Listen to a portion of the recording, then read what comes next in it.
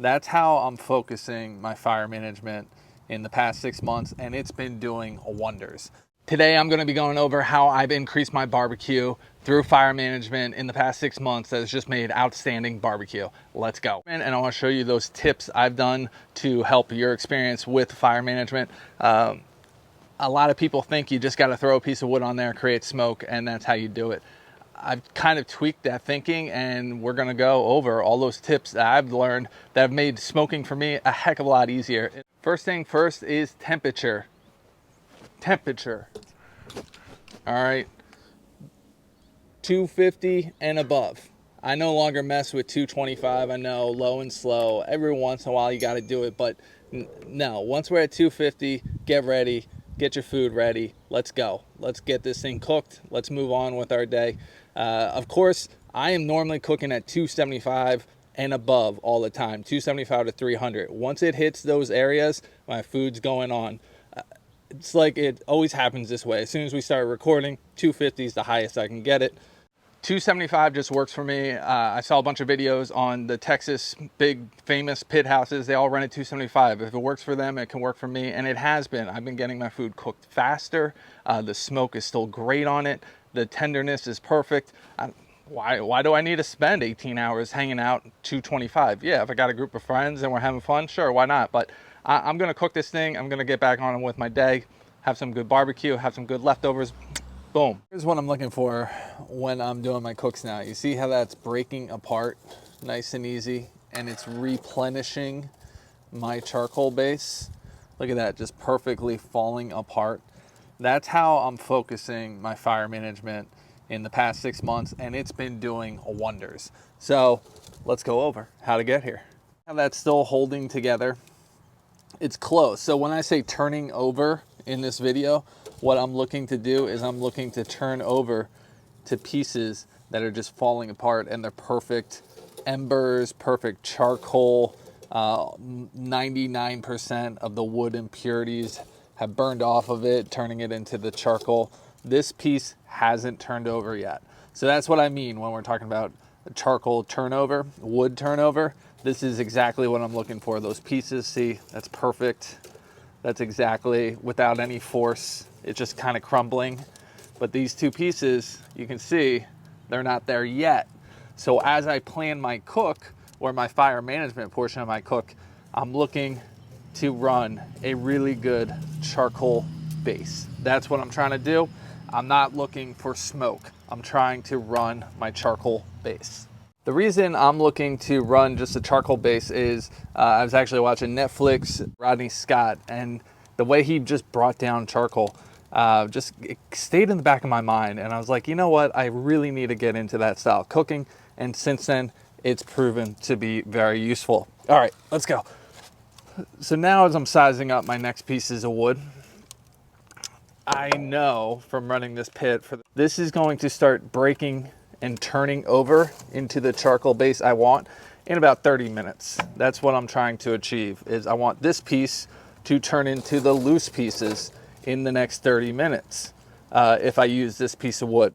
If I use this piece of wood, it's going to create more smoke.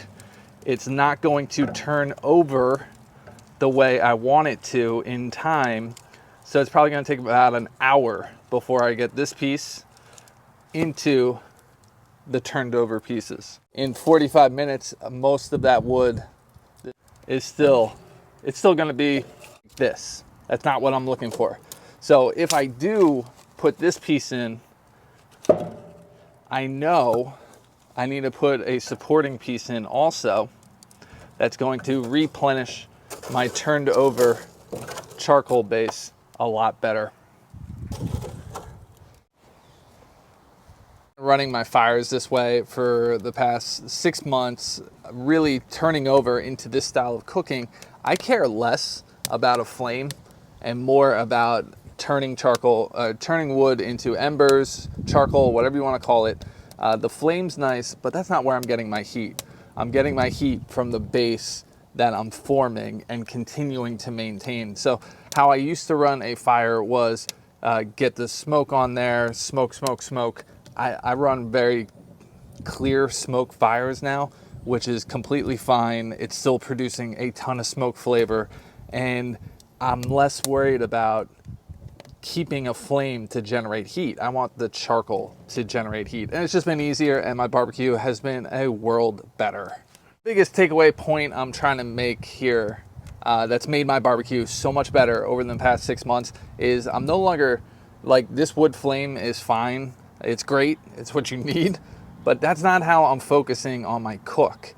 What I'm focusing on is getting to those wood embers. All right, that's producing the heat. That's producing the consistent management of my temperatures. All right, not I need a huge flame to raise the heat of my pit. That's how I used to run my smoker. That just doesn't, it's not as effective for me. Getting to nice embers that are, see how that just turned over? Like, this is where I'm getting my heat source. Now, if I want to heat up and get my pit even hotter, you know, I can put in another piece, get more embers going, but I can also put the embers together to create more heat. Or if my pit's running too hot, I can spread out the embers to start bringing down that heat. So this is 5 minutes in, not even, this is like 3 minutes in. You can see this process right there. That's what I'm looking for, is that turnover. So this whole log I put in, what the hell is it called? Split. There we go. The whole split I put in, it's gonna take, I'd say this one's probably gonna take 25 minutes before it starts falling apart and replenishing those embers I have in there. All right, let's see how we're doing. We're about 15 minutes in. You can see that I can't hold tongs. Okay, that's awesome. You can see how this is still just one solid piece. So it hasn't turned over yet. I give that about another 10 minutes and it'll start breaking apart. See, this is still like 30 minutes over before it turns over. All right, this is a really good fire we got going, but I want this wood, like, this is cool. I love that. But what I'm looking for is the end result. This piece of wood turning over into this. So we're gonna get there pretty quickly. Hopefully in the next 10 to 15 minutes. For some reason I can't work tongs while I'm talking and trying to record. Good tail sign that this is gonna start turning over really quickly. See, just broke apart right there, just like that. Once you start getting these white, really ashy ridges on there, then you're looking golden, but you can see the middle here is still nice and hard. It's gonna be harder for it to do that. I don't have my gloves on, my hands are on fire. Awesome. But as you can see, that middle section still has, you know, once you start getting these edges, see how that just perfectly fell off right there?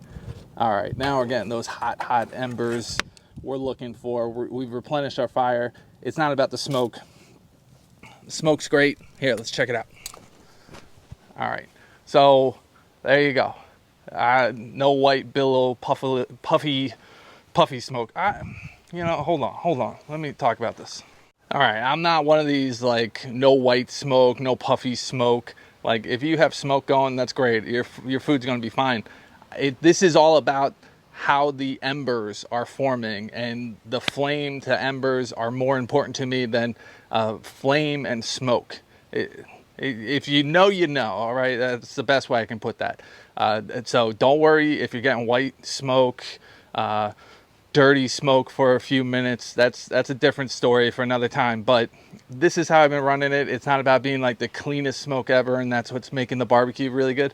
No, it's just about the fire management aspect of this, how I like to run the fire. It's just easier, and I feel like it's more consistent. Temperatures holding 250, like it's not swinging all over. That's part of the pit, but that's where we are.